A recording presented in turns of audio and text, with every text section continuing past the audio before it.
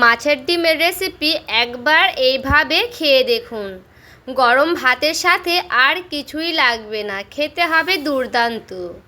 নমস্কার বন্ধুরা, Amrita and cooking চ্যানেলে সবাইকে স্বাগত জানিয়ে আবারও হাজির হয়েছি। তো যে সকল বন্ধুরা ইউটিউব চ্যানেল থেকে দেখছেন তারা প্লিজ চ্যানেলটাকে সাবস্ক্রাইব করে আমার পাশে থাকবেন, আর যারা ফেসবুক থেকে দেখছেন তারা পেজটাকে ফলো করে রাখবেন, লাইক দিয়ে ভিডিও দেখা শুরু করবেন। তো চলো রেসিপিটি শেয়ার করা যাক। এখানে দেখুন বন্ধুরা, নিয়ে নিয়েছি মাছের ডিম, আর এই যে দেখুন মাছের ডিমটা একেবারে কত সুন্দর টাটকা ফ্রেশ, দেখে বুঝতেই পারছেন। তো এই মাছের ডিমটা দেখুন কতটা সুন্দর লাগছে দেখতে। তো এই মাছের ডিমটাকে আমি খুব ভালো মতো করে আগে জল দিয়ে ধুয়ে নিচ্ছি, তারপরে ফিরে আসছি। এখানে দেখুন মাছের ডিমটাকে আমি খুব ভালো মতো করে ধুয়ে নিয়েছি, পরিষ্কার করে কিন্তু ধুয়ে নিতে হবে। এরপরে হাত দিয়ে ভালো মতো করে একটু চটকে চটকে দেখুন এইভাবে আমি ভেঙে দিচ্ছি, কারণ এইভাবে হাত দিয়ে খুব সুন্দর করে কিন্তু ভেঙে নিতে হবে, যেহেতু গোটা গোটা আছে এইভাবে কিন্তু ভেঙে নিতে হবে। তো এখানে দেখুন খুব সুন্দর করে কিন্তু আমি এইভাবে করে নিচ্ছি। তার জন্য কিন্তু একটা বড় বাটি বা থালা লাগবে এইভাবে করার জন্য। তো এইভাবে খুব সুন্দর করে কিন্তু আমি দেখুন চটকে নিচ্ছি, আর দেখে বুঝতেই পারছেন একেবারে কিন্তু ভালো মতো করে মিক্স করে নিয়েছি। এখানে আমি কিছু অ্যাড করব, সেটা হচ্ছে প্রথমে দিব লবণ, স্বাদ মতো লবণ কিন্তু দিয়ে দিতে হবে। এরপরে দিয়ে দিতে হবে হলুদের গুঁড়া। এখানে আমি কেটে রেখেছিলাম আগে থেকে একেবারে মিহি মিহি করে কুচানো পেঁয়াজটাকে একেবারে কিন্তু মিহি মিহি করে কেটে নিতে হবে। আর এখানে নিয়ে নিয়েছি কটা কাঁচা লঙ্কা চেরা। এরপরে খুব সুন্দর করে ডিমের সঙ্গে আর এই পেঁয়াজের সঙ্গে এভাবে আমি মিশিয়ে নিচ্ছি। তো দেখুন এইভাবে কিন্তু খুব সুন্দর করে মিশিয়ে নিতে হবে। এরপরে 2 থেকে 3 চামচের মতো দিয়ে দিতে হবে বেসন। তো এখানে আমি প্রায় 3 চামচের মতো ভর্তি করে দিয়ে দিলাম বেসন। এরপরে বেসনটাকে দিয়ে খুব সুন্দর করে আবারও ডিমের সঙ্গে এইভাবে আমি মিশিয়ে নিচ্ছি। আর এই যে দেখুন খুব সুন্দর করে কিন্তু এইভাবে আমি মিশিয়ে নেব। আর এখানে আমি বেসনটার সঙ্গে খুব ভালো মতো করে কিন্তু মিশিয়ে নিয়েছি, আর দেখুন এইভাবে কিন্তু মিশিয়ে নিতে হবে। তো চলুন এরপর আমি ভেজেও নিচ্ছি এইগুলোকে। এরপরে দেখুন চলে এলাম কড়াইয়ের কাছে, কড়াই এখানে বসিয়ে দিয়েছি। এরপরে দিয়ে দিচ্ছি কড়াইয়ে সরিষার তেলটা আমি খুব সুন্দর করে কিন্তু গরম করে নেব। এরপরে দেখুন দেখে বুঝতে পারছেন খুব সুন্দর করে তেলটা ধোয়া ওঠা গরম হয়ে গেছে। এরপরে সেই ডিমগুলোকে আমি এইভাবে হালকা করে এইভাবে নিয়ে নিচ্ছি, দিয়ে এইভাবে শেপ দিচ্ছি। আপনারা যেমন শেপ দেবেন তেমন কিন্তু শেপটা দিয়ে দিতে পারেন। তো আমি এইভাবে কিন্তু দিচ্ছি। আর ডিমটা দেওয়ার পরে কিন্তু গ্যাসের আঁচটা অবশ্য করেই কমিয়ে দেওয়ার চেষ্টা করবেন, এইভাবে কিন্তু করে দিতে হবে। আর গ্যাসের আঁচটা কিন্তু কম দিলে ডিমগুলো কিন্তু ছিটে যাবে না, তার জন্য কিন্তু অবশ্য করে গ্যাসের আঁচটা কমিয়ে দিতে হবে। কমিয়ে কিন্তু খুব সুন্দর করে ভেজে নেব। তো চলুন সবগুলো কিন্তু আমি দেবো না, অল্প অল্প করেই দেবো, আর অল্প অল্প করেই কিন্তু ভেজে নেব। তো এখানে দেখি কয়টা হচ্ছে, এইভাবে কিন্তু আমি দিয়ে দিচ্ছি। তার কিন্তু দেবো না, এইগুলোকে হালকা করে ভেজে নিচ্ছি, তারপরে কিন্তু আবারও এর পিঠটা উল্টে নেব। এই যে দেখুন বন্ধুরা, এক পিঠ কিন্তু হয়ে গেছে, দেখে মনে হচ্ছে কি বোঝাই যাচ্ছে দেখুন। এরপরে কিন্তু হালকা করে এভাবে আমি উল্টে নিচ্ছি। দেখুন এই যে এইভাবে কিন্তু উল্টে নিলাম, আর দেখে বুঝতেই পারছেন দেখুন কতটা সুন্দর কিন্তু কালারটা হয়ে গেছে নিচ পিঠটা। তো এইভাবে কিন্তু উল্টে নিয়েও এই পিঠটা খুব ভালো মতো করে কিন্তু লালচে করে ভেজে নেব। তো এখানে আমি গ্যাসের আঁচ কিন্তু কমিয়ে রেখেছি, কমিয়ে কিন্তু ভেজে নিলে ভেতর থেকে একেবারে মুচমুচে হবে। তো এইভাবে কিন্তু আবারও আমি ভেজে নিচ্ছি, তারপরে আবারও দেখাচ্ছি। আর এই যে দেখুন 2 পিঠটা কিন্তু খুব সুন্দর লালচে করে ভেজে নিয়েছি, একেবারে কিন্তু কালার করে ভেজে নিয়েছি। তো এখানে কিন্তু এইভাবে ভেজে নিলে হয়ে যাবে। তো এরপরে আমি উঠিয়ে নিচ্ছি এইগুলোকে।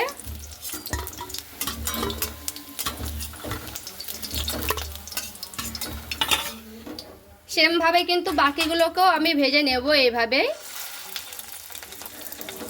তো সবগুলো আমি এখানে ভেজে নিচ্ছি। এদিকে আমার মাছের ডিমগুলো ভাজা হতে ওইদিকে বাকি কাজগুলো সেরে নিই। তো চলুন কাজগুলো সেরে নেব। এদিকে দেখুন আমি 2টো আলু নিয়েছি। তো আলুর খোসাগুলো কিন্তু আগে থেকে আমি ছাড়িয়ে নিয়েছি। এরপরে আলুগুলোকে এইভাবে আমি কেটে নিচ্ছি।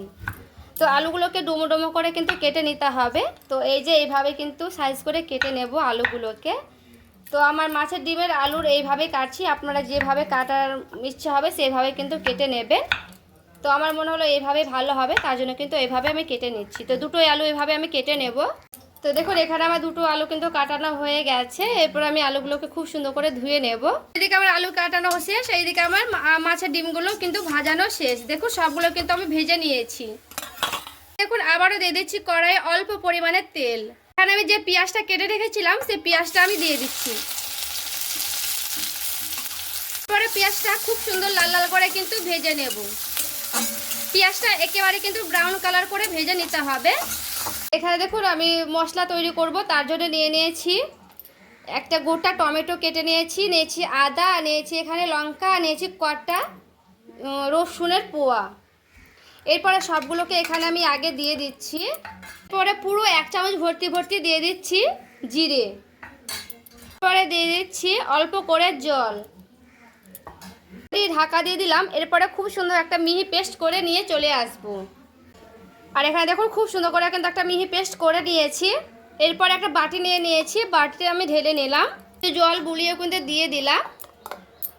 এরপরে মশলাতে দিয়ে দিচ্ছি স্বাদ মতো লবণ, যেমন পরিমাণ লাগবে লবণটা কিন্তু কম বেশি করে নেবেন। এখানে কিন্তু অল্প করে লবণটা দেওয়ার চেষ্টা করবেন, পরে কিন্তু দিয়ে দেব। এরপরে দিয়ে দিচ্ছি হলুদের গুঁড়া। তো খুব ভালো মতো করে একটু মিশিয়ে নিচ্ছি। তো এখানে আমি রসুন ব্যবহার করেছি, আপনারা কিন্তু রসুনটা স্কিপ করে নিতে পারেন। যারা রসুন পছন্দ করেন না তারা কিন্তু বাদ দিয়ে দেবেন রসুনটা। তো এখানে দেখুন খুব সুন্দর করে কিন্তু আমার মিশানো হয়ে গেছে, মশলাটা রেডি করে নিয়েছি। এই যে মশলাটা আমি রেডি করে নিয়েছিলাম, এরপরে দিয়ে দিচ্ছি। এই মশলাটা খুব সুন্দর করে কিন্তু কষে নিচ্ছি। এখানে আমি গ্যাসের আঁচটা কিন্তু বাড়িয়ে নিয়েছি, যে মশলাটা কষে নিচ্ছি। আর এখানে দেখুন বন্ধুরা, দেখে বুঝতে পারছেন মশলাটা আমার খুব সুন্দর করে কিন্তু মানে কষানো হয়ে গেছে। মশলাটা একেবারে কিন্তু শুকনো শুকনো হয়ে যাবে, এখানে বোঝাই যাবে যে মশলাটা খুব ভালো মতো করে কষানো হয়ে গেছে। আর মশলার গা থেকে কিন্তু তেলগুলো ছেড়ে ছেড়ে গেছে। আর এখানে আমি আগে থেকে ভেজে রেখেছিলাম আলু, অফ ক্যামেরায় আমি আলুগুলোকে ভেজে নিয়েছি। তো এরপরে ভেজে রাখা আলুগুলোকেও কিন্তু আমি দিয়ে দিলাম, দিয়ে মশলার সঙ্গে 1 মিনিটের মতো পুরো আমি কষিয়ে নেব। এরপরে আলুর সঙ্গে পুরো আমি 1 মিনিটের মতো কিন্তু কষিয়ে নিয়েছি মশলাটা। এরপরে দিয়ে দিচ্ছি জল মাপ মতো। এরপরে জলটা দিয়ে হালকা করে এইভাবে নাড়াচাড়া করে নিচ্ছি। এখানে আমার পুরোপুরিভাবে কিন্তু আলুটা সেদ্ধ হবে। তো এখানে আমি রেখে দিলাম খুব সুন্দর করে ফুটাতে। আর এখানে আমি খুব ভালো মতো করে কিন্তু ফুটিয়ে নিয়েছি। এখানে কিন্তু খুব সুন্দর করে ফুটিয়ে নিতে হবে। আর এখানে আলুগুলো দেখুন খুব ভালো করে সেদ্ধ করে নিয়েছি। এই যে দেখুন, দেখে বুঝতেই পারছেন, খুন্তি দিয়ে আমি ভেঙেও দেখালাম। আর আলুগুলো খুব সুন্দর করে কিন্তু সেদ্ধ করতে হবে, কারণ সেদ্ধ না হলে কিন্তু ভালো লাগে না খেতে। এরপরে একটু ভালো মতো করে আবারও নাড়াচাড়া করে নিলাম। নাড়াচাড়া করে নিয়ে দিয়ে দিচ্ছি ডিমগুলো, মানে মাছের ডিমগুলো, সেই বড়াগুলো। তো এখানে সবগুলো কিন্তু দিইনি, কটা রেখে দিয়েছি শুকনো শুকনো খাওয়ার জন্য। তো এখানে ডিমগুলো দিয়ে হালকা করে আবারও একটু নাড়াচাড়া করে নিচ্ছি। এরপরে ডিমটা দিয়ে প্রায় 1 মিনিটের মতো একটু ভালো মতো করে ফুটিয়ে নেব। তো এখানে দেখুন পুরো আমি 1 মিনিটের মতো কিন্তু খুব সুন্দর করে ফুটিয়ে নিয়েছি। তো এরপর আমি গ্যাসের আঁচটাকে বন্ধ করে দিলাম, বন্ধ করে দিয়ে এরপর আমি নামিয়ে নিচ্ছি, তারপরে দেখাচ্ছি। আর এই যে দেখুন বন্ধুরা, নিয়ে চলে এসেছি রেডি করে। আর দেখুন দেখতে কতটা সুন্দর হয়েছে। আর সে ডিমের বড়াগুলো দেখুন ফুলে কি সুন্দর একেবারে বড় বড় হয়ে গেছে, দেখে বুঝতে পারছেন। ছোট ছোট করে যেহেতু আমি ভেজে নিয়েছিলাম, দেখুন দেখতে কতটা সুন্দর লাগছে। গ্রেভি গ্রেভি হয়েছে, মশলাটা খুব একটা পাতলা করিনি, একটু ঘন ঘনই রেখেছি। তো আজকে মাছের ডিমের এই রেসিপি কেমন লেগেছে অবশ্যই আমাকে কমেন্ট করে জানাবেন। ভালো লেগে থাকলে প্লিজ লাইক করবেন, আর চ্যানেলটাকে সাবস্ক্রাইব করে আমার পাশেই থাকবেন। তো দেখা হচ্ছে আরেকটি রেসিপির সঙ্গে। সবাই ভালো থাকবেন, সুস্থ থাকবেন।